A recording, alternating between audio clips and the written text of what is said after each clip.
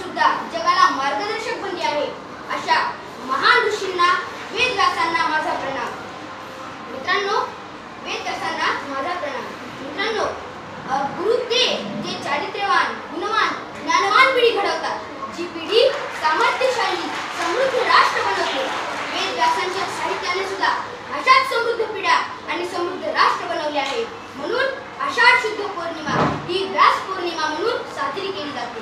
मित्रांनो, गुरुर ब्रह्मा गुरुर विष्णू गुरुर्देव महेश्वरा गुरुर साक्षात परब्रह्म तस्मै श्री गुरुवे नमः तस्मै श्री गुरुवे नमः असे मानणारी आपली संस्कृती, जिथे गुरूंना देवापेक्षा सुद्धा श्रेष्ठ मानले जाते. गुरु हे ज्ञान, गुण, आचरण, संस्कारांचे महासागर, जे पौर्णिमेच्या शीतल प्रकाशासारखे असतात.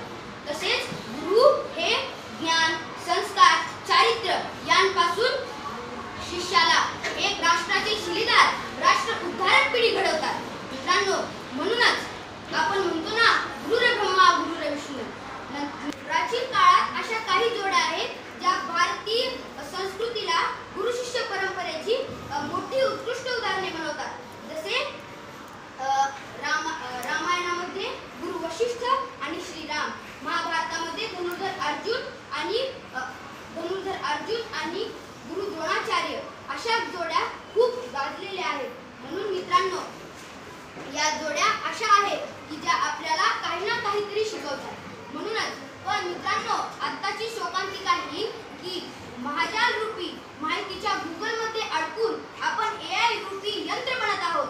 त्याऐवजी आपण गुरु शिष्य परंपरेचे पाईक बनू आणि योग्य गुरुचरणी एकलव्यासारखी निष्ठा अर्पण करू आणि